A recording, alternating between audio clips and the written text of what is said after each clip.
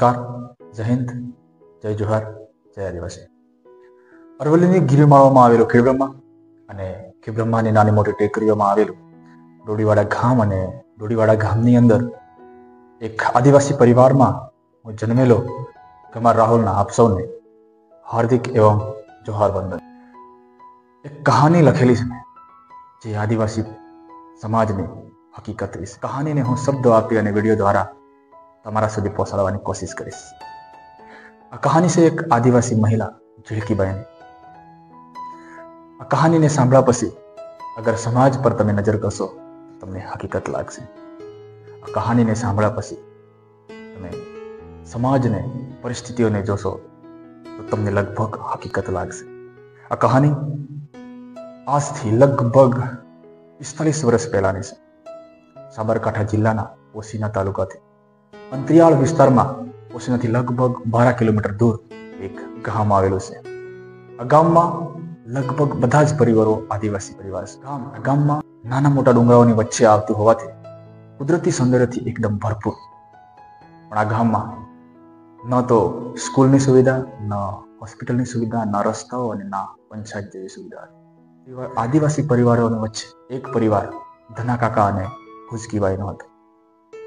એમનું લગ્ન થયું અને લગ્ન પછી થોડા દિવસોમાં એમના ઘરે એમના મિલનથી, એમના પ્રેમથી એક દીકરીનો જન્મ થાય છે. થોડા દિવસ પછી આ દીકરીનું નામ રાખવામાં આવે છે ઝીલકીબાઈ. આ એ જ ઝીલકીબાઈ જે તમને હું કહાની સંભળાવવા જઈ રહ્યો છું. દિવસ બાપને ખબર પડે ના પડે એના પહેલા આ દીકરી સ્કૂલે જવાની ઉંમર થઈ, એટલે કે 5 વર્ષની. કાકા સામે એ પરિસ્થિતિ હતી. એક કે એ વખતના જમાનામાં દીકરીને ઓછું ભણાવતા, અને બીજું કે ગામમાં સ્કૂલ ન હોવાથી દીકરીને દૂર લઈ જવી પડતી હતી. એટલે કે કમસે કમ એમના ગામથી 3 કિલોમીટર દૂર એક ગામ હતું, એમાં સ્કૂલ હતી. બધા છોકરા ત્યાં ભણવા જતા. નાના કાકા વિચારોથી બહુ સારા હતા, એટલે ઝીલકીબાઈને ભણાવવાનો વિચાર્યો. નાના કાકા બીજા દિવસે જઈ અને એ સ્કૂલમાં ઝીલકીબાઈનું એડમિશન કરાયા. સવારે ઉઠીએ એટલે હવે બાપ અને દીકરી બંને સવારે ડેલી હરરોજ સવારે સ્કૂલમાં મૂકવા જાય અને સાંજે લેવા જાય, સવારે મૂકવા જાય અને સાંજે લેવા જાય. આમ દિવસો વીતતા ગયા અને લગભગ ઝીલકી 7 વર્ષની થઈ. એક દિવસ ધના કાકા એમની દીકરીને સ્કૂલ મૂકીને આવે છે સવારે, ત્યારે એમની પત્ની એટલે કે ભુજકીબાઈ બીમાર થઈ જાય છે. હવે બીમાર થાય એટલે એ વખતનો સમય, અરે ગામમાં વધારે કોઈ બીમાર થાય યા તો ડિલિવરી જેવો કંઈ પણ સંજોગ હોય તો એને એક લાકડીથી નીચે સાડી બાંધી અને એમાં હિંચકો બનાવી અને એમાં ઉગાડી અને નદીઓ, મતલબ નદી નાળા પાર કરી અને તે પોશીના 12 કિલોમીટર દૂર એને ચાલતા લઈ જવું પડતું હતું. આવી પરિસ્થિતિ આ ગામમાં. 12 કિલોમીટર પોશીના દૂર, અને ત્યાંથી ચાલતા જઈ અને પાછું આવવું એટલે એ આખો દિવસ અને રાત પણ પડી જાય. એટલે બંને પતિ પત્નીએ વિચાર કર્યો અને ઝીલકીબાઈને સ્કૂલથી સાથે લઈ જવાનો નિર્ણય લીધો. હવે બંને પતિ પત્ની સ્કૂલે જાય છે અને સ્કૂલેથી ઝીલકીબાઈને સાથે લઈ જાય છે. એટલે બાપ, દીકરી અને માં ત્રણે ચાલતા 7 કિલોમીટર ચાલવાનું હોય છે ને ત્યાંથી 4 કિલોમીટર યા 3 કિલોમીટર દૂર એક નાનું સ્ટેશન હોય છે. ત્યાં આસપાસના લોકો ભેગા થાય છે અને ત્યાં જીપ આવે છે. ત્યાંથી જીપમાં બેસી અને પોશીના જવું પડતું હોય છે. બાપ, દીકરી અને માં ત્રણે ચાલતા પોશીના તરફ નીકળે છે અને ઝીલકીબાઈ પહેલી જ વાર, જે આ જ કહાની છે ઝીલકીબાઈની, ઝીલકીબાઈ પહેલી જ વાર એક હલકો પાકો રસ્તો જોવે છે. થોડી વાર બેસે એટલે જીપ આવે. આ જીપને પણ જોવે છે. આ ઝીલકીબાઈની નજરોમાં પહેલી વાર હોય. આ જીપ ઝીલકીબાઈએ પહેલી વાર જોઈ છે અને આશ્ચર્યચકિત થઈ જાય છે કે આ શું છે. એના પપ્પાને સવાલ કરે છે. એના પપ્પાને પૂછે છે કે આ રસ્તો આવો કેમ, જેમ કે પહેલી વાર જોયો છે. આશ્ચર્યચકિત થઈ જાય છે. હવે એટલે કે પપ્પાને સવાલ કરે છે કે પપ્પા આ શું છે. પપ્પા એને કહે છે કે આ બેટા જીપ છે અને આમાં બેસી અને આપણે પોશીના જવાનું છે. પોશીના જવાનું છે. જીપમાં બેઠે છે. જીપમાં એના પપ્પા, મમ્મી અને ત્રણે બેસે છે અને પપ્પાના ખોળામાં બેઠા બેઠા બધા જ વિચારો કરે છે. ઝીલકીબાઈ નાની ઉંમરે, લગભગ 7 વર્ષની ઉંમરે આ બધા જ વિચારો અચાનક જોવાથી આ બધા જ વિચારોના મનમાં ખટકે છે. જીપ પોશીના તરફ નીકળે છે. પોશીનામાં જીપ પહોંચે એટલે એને ઘણી બધી ગાડીઓ અને ઘણા બધા મકાનો, પાકા મકાનો દેખાય છે. આ જોઈને ફરીને પપ્પાને સવાલ કરે છે ઝીણકીભાઈ. આ જોઈ અને ઝીણકીભાઈ આશ્ચર્યચકિત થઈ જાય છે અને ફરીને પપ્પાને સવાલ કરે છે કે પપ્પા આ શું છે? અને પપ્પા એના જવાબો પણ આપે છે. હવે ત્યાંથી જીપમાંથી ઉતરી અને આ ત્રણેય જણા દવાખાને જાય છે. એની મમ્મીને દવાખાને લઈ જાય છે.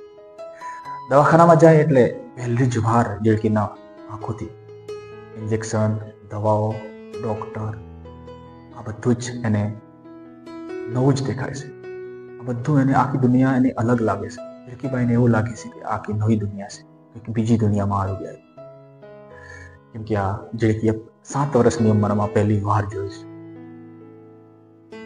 હવે આ બધું દવાખાનું કરી સામાન લઈ દુકાનો બહુ જોઈ, દુકાનો જોયા અને ઝીણકીબાઈ આને લઈ અને હવે ઘરે તરફ જવા નીકળે.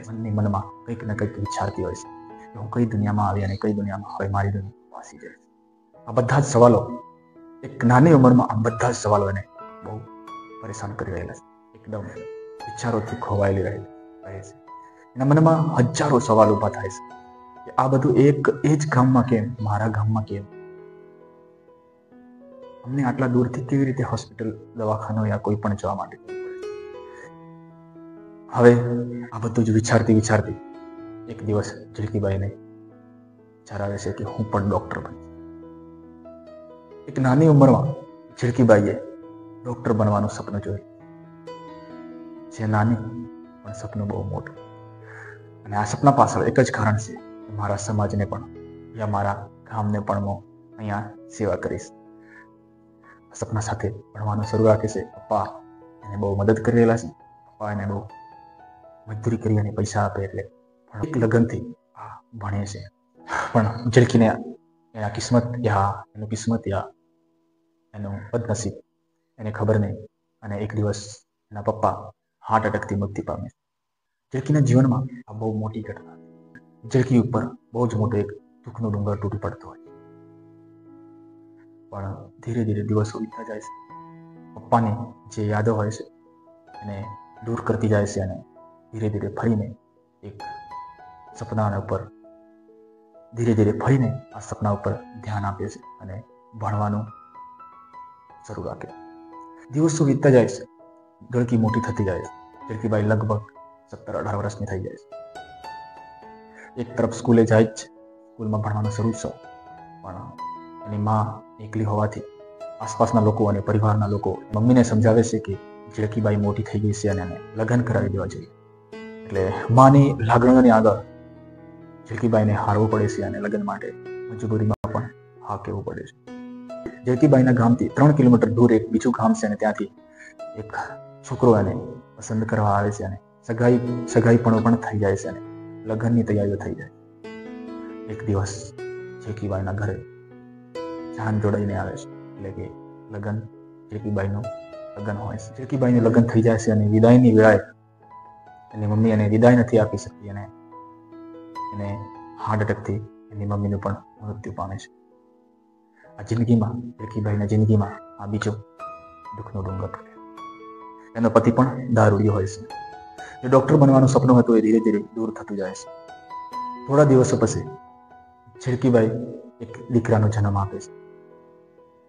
કહાનીને હું ટૂંકમાં લઈ જાઉં તો ઝીણકીબાઈનો મોટો દીકરો શિક્ષક બની ગયો અને નાનો દીકરો ડૉક્ટર બની ગયો. અને સૌથી નાનો દીકરો હતો એ એના બાપ સાથે દારૂ પીવાનો, લોકોને ઝઘડા કરવાનો, ગામમાં આવું બધું કામ કરતો હતો. આ બધા જ સપના ઝીણકીબાઈએ હવે મોટા દીકરાને કહેવાનો વિચાર કર્યો.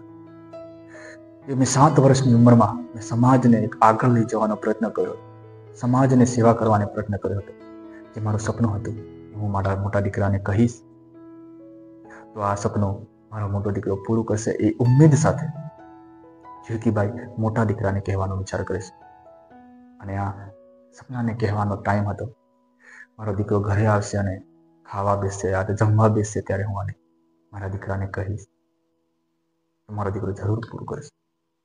આ ઉમ્મીદ સાથે ઝીણકીબાઈ આ દીકરાને કહેવાનો વિચાર કરે છે.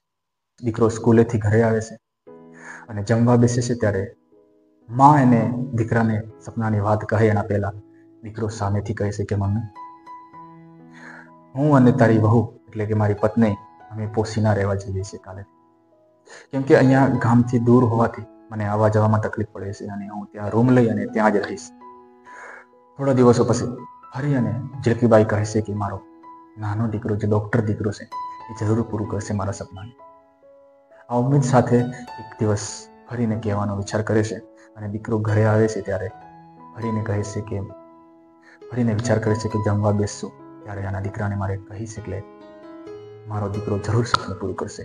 ફરીને એક ઉમ્મીદ, એટલી ઉમ્મીદો તૂટી ગઈ એના પછી પણ એક ઉમ્મીદ હજી પણ જાગે છે. આ દીકરો બંને જમવા બેસે છે ત્યારે ફરીને ઝીણકીબાઈ આ દીકરાને વાત કહે એના પહેલા દીકરો કહે છે કે માં, આ સાથે ભણતી એક છોકરી છે અને હું એને પસંદ કરું છું અને એના સાથે લગ્ન કરી અને અમે સિટીમાં જ રહેવાનું, સેટલમેન્ટ કરવાનો વિચાર કર્યો છે. આ બધું જ સાંભળી અને ઝીણકીબાઈ ફરી નારાજ, ફરીને એક ઉમ્મીદ તૂટી. હવે કોઈ ઉમ્મીદ બાકી નથી. ઝીણકીબાઈની હવે કોઈ ઉમ્મીદ નથી બાકી. આ બધું જ વિચારી અને ઝીણકીબાઈ અને ઝીણકીબાઈના જે સપના હતા એને જેમ ફૂલની જેમ ફૂલ ખીલી અને એમ કરમાવાનો સમય આવી જાય, કરમાઈ જાય. 5 ગામની વચ્ચે આ એક બહુ જ સારું ઘર બન્યું, કેમ કે ઘરમાં એક દીકરો શિક્ષક અને એક દીકરો ડૉક્ટર. એટલે સૌથી નાનો દીકરો હતો એ સરપંચમાં ફોર્મ ભરાયો ને ગામના લોકોના સપોર્ટથી સૌથી નાનો દીકરો સરપંચ બની ગયો. સરપંચ બન્યા પછી દારૂ પીવાનો, ગામના લોકોની જે સરકારી સુવિધાઓને ખાઈ જવાનું, પૈસા ના હોય તો જૂઠા ફોર્મો ભરી અને એને પૈસા ઉઘરાવી અને ખાઈ જવાનું. આ બધું ભ્રષ્ટાચારનું કામ એનો નાનો દીકરો કરતો. આ બધું જ જોઈ અને ઝીણકીબાઈને બહુ આઘાત લાગ્યો કે જે મેં ડૉક્ટર બનવાનું સપનું જોયું હતું, એ સપનું જે મેં ડૉક્ટર બની અને ગામના લોકોની સેવા કરવાનું સપનું જોયું હતું, એ સપનું ના પૂરું કરી શકી. કંઈ પણ મારા દીકરાઓ ફરીને ગામને લૂંટવાનું કામ કરી રહેલા છે. આ બધો જ વિચાર કરતી હોય છે ઝીણકીબાઈ અને આ વિચાર કરતી કરતી આ સપનાને કાગળમાં લખે છે. આ કાગળમાં લખે છે અને લખતી લખતી ઝીણકીબાઈનું હાર્ટ એટેકથી મૃત્યુ પામે છે. અને જ્યારે 3 દીકરાઓ ભેગા થાય છે ત્યારે આ કાગળ આ દીકરાઓને મળે છે અને આ દીકરાઓ વાંચે છે ત્યારે ખબર પડે છે કે આ એક માનું સપનું હતું. 3 દીકરાઓ ભેગા થાય છે અને આ 3 દીકરાઓ વાંચે છે એટલે એમને ખબર પડે છે કે આ એક માનું સપનું હતું, આને આપણે પૂરા ના કરી શક્યા, પણ હવે પૂરું કરશે તો એ માં તો જોવે નહીં. એટલે ચિઠ્ઠી વાંચી ત્યાં સુધી એને દુઃખ. થોડા દિવસો પછી ફરી સપનું ભૂલી ગયા અને આ સપનાને આજ બી કોઈ યાદ નથી કરતું. અને આજથી લગભગ 45 વર્ષ પહેલાની એક આદિવાસી મહિલાએ પ્રયત્ન કર્યો હતો અને પ્રયત્ન કરતા કરતા મરી બી ગઈ. આ ઝીણકીબાઈનું સપનું એક સપનું જ રહી ગયું અને આ સપનાને આજ બી કોઈ પણ લોકો યાદ નથી. અને આ કહાનીની વાત કરું તો આ કહાની મેં એક કાલ્પનિક કહાની બનાવી. ઝીણકીબાઈના નામ પરથી મારા સમાજને જોઈ રહેલો છું. લાગશે આ હકીકત કહાની, કેમ કે ઝીણકીબાઈનો જે મોટો દીકરો શિક્ષક હતો અને જેમ ઝીણકીબાઈનું ઘર છોડી અને સિટીમાં રહેવા જતો રહ્યો બહુ સાથે, એવી જ રીતે આજે બી લોકો ગામડામાંથી નીકળી અને સિટીમાં રહેવા જાય. જેમ બીજો દીકરો ડૉક્ટર હતો અને ત્યાં બીજા સમાજમાં લગ્ન કરી અને ત્યાં સેટલમેન્ટ થઈ ગયા અને ના ગામની પરવા, એવી જ રીતે આજ બી લોકો ડૉક્ટર બની ત્યાં નોકરી લાગી અને બહાર જતા હોય છે લોકો. અને જે છેલ્લો દીકરો જે સરપંચ બની અને ગામને લૂંટતો હતો, સરકારી યોજનાઓ ખાઈ જવાની, ગામના લોકોને દારૂ પીવડાવવાનો, વોટો લેવાની, ગામનું કોઈ ભલું વિચારવાનું, આ જ કહાની, આ જ લૂંટ આજે બી થઈ રહી છે. મારા વિચારોથી મેં સમાજને જોયો, સમાજને પરખ્યો અને સમાજને જોઈ અને સમાજમાં રહી અને આ કહાનીના વિચાર કરી અને એક ઝીણકીબાઈ દ્વારા મેં કહાની, એક કાલ્પનિક કહાની બનાવી અને તમારા સુધી પહોંચાડી છે. તમને હકીકત લાગે આ કહાનીને લાઈક, સબસ્ક્રાઈબ કરવાની કોઈ જરૂર નથી. આગળ શેર કરજો, મારા સમાજ, આદિવાસી સમાજ સુધી આ કહાનીને પહોંચાડજો. જય જોહાર, જય આદિવાસી.